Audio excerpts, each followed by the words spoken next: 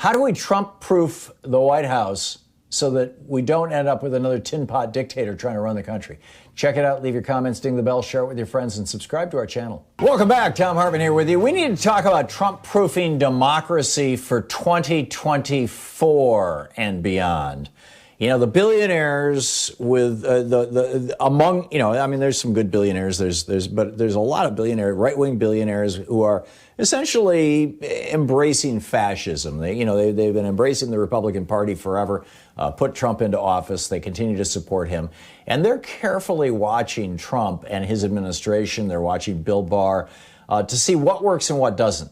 How far can you push the destruction of the United States of America? How far can you push the rule of law? How much into the corner can you push American working people? We've stripped American working people of unions. The billionaires have with their bought and paid for laws and Supreme Court. They have stripped workers of protections. They're gutting OSHA, for example. I mean, it just goes on and on and on. And in every case, they're saying, how far can we push this? And Trump has been, sometimes intentionally, sometimes just because he's bumbling, has pushed the lines. A lot of things were held together by tradition, not law. He has just smashed through those. Now not just now, all throughout his presidency, he's also trashing the law itself. And, whether it's stuff like, hawking Goya beans from the Resolute desk in the White House. Remember when Obama saluting a guy at Marine One with a coffee cup in his hand was a scandal? Fox News bloviated about it for 3 days. He's got, so anyway, so these billionaires are watching as he's doing everything he can to, as Steve Bannon said, deconstruct the administrative state. In other words, tear apart America and divide us individually as a political strategy. This is what Trump is doing.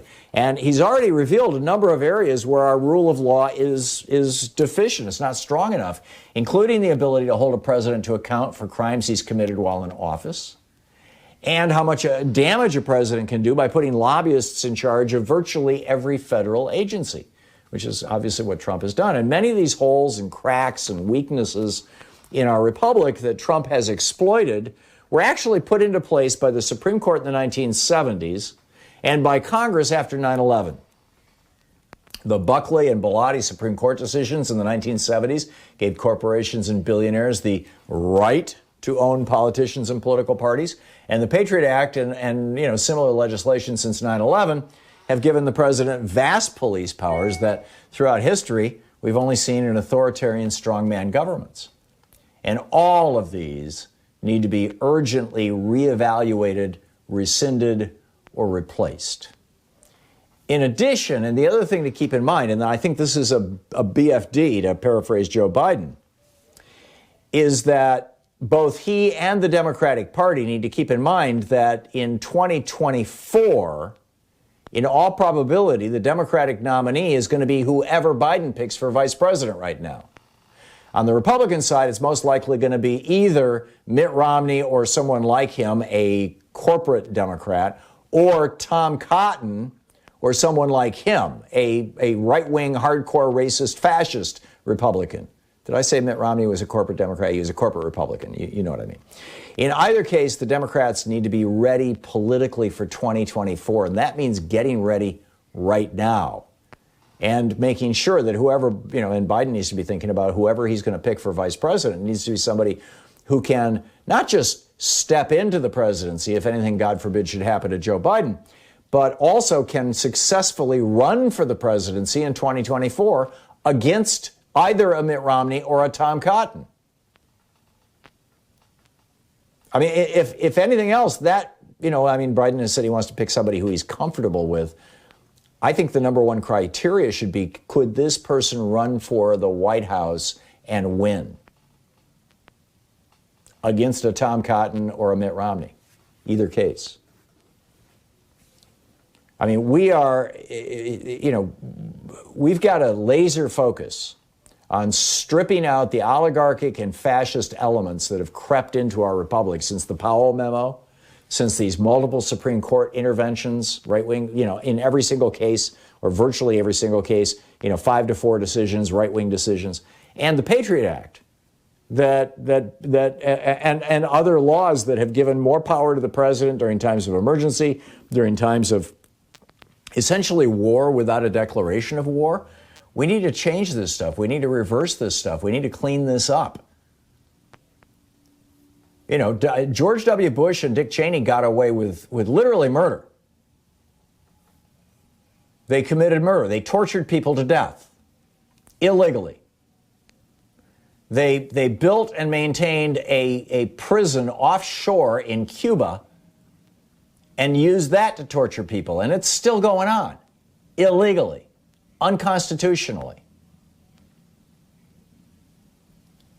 I was going code red back in 2004 when, in the first years of this program, in 2003, over what George W. Bush and Dick Cheney were up to, and how that was inevitably going to lead to the rise of essentially neo-fascism in the United States. And guess what? Here we are.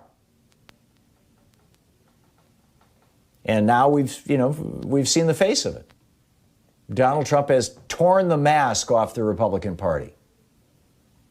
It was all a lie all along. The Republican Party since 1980 has been a front group for big corporations against small companies, against local, family-owned businesses. It's been a front group for giant corporations, and it's been a front group for by the way, and against, organized labor as well. And it's been a front group for the billionaire class, generally speaking, and multi-millionaires. And we're now at a turning point. This is a serious moment. And we need to be discussing, how do we stop the slide into fascism? Even after Trump is gone, assuming that he leaves in January. How do we repair our republic? How do we stop the slide into oligarchy? This is, I just finished writing this book. It'll be out in February or March, The Hidden History of Oligarchy in the United States, and it's specific to America. How do we pull back to those small d democratic values, what used to be referred to in the 1700s and throughout the 1800s as a republican form of government, not referring to the party, but to the idea that it's a republic that is organized around the will of the majority of the people, operating within the context of a constitutional infrastructure, the rule of law, and that the principal purpose of the Constitution is to constrain the government from extraordinary and excessive behavior. How do we get back to that? Now that we've got an executive branch completely out of control, we've got a Department of Justice completely out of control, you've got an FCC that's in the pockets of the telco companies and the ISPs, you've got a U.S. Department of Agriculture that's in the pocket of the chicken and beef billionaires. You've got a Food and Drug Administration that's now in the. They're all being run by lobbyists, right? Now in the pocket of the big drug companies. We've got, step after step after step. What we're seeing here. The Interior Department in the hands of a coal lobbyist, the EPA in the hands of an oil lobbyist. How do we put this back together? I think, number one, we need to get money out of politics. We need to reverse these Supreme Court decisions. Number two, we need to strengthen we need to go back to the idea that only Congress can declare war. And without a declaration of war, not one shot may be fired by an American soldier anywhere in the world. We need to seriously reevaluate our military budget. And these are the starting points. What would you add to that list? This is the Thom Hartmann Program. And we need to be seriously thinking about the candidates that we're going to be putting forward 2 and 4 years from now and planning for the 2024 election.